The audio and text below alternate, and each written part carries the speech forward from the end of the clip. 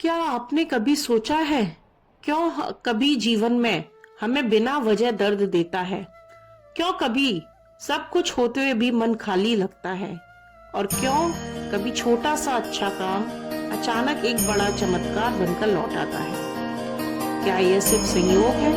नहीं, यह ब्रह्मांड का नियम है। जैसी करनी वैसी भरनी।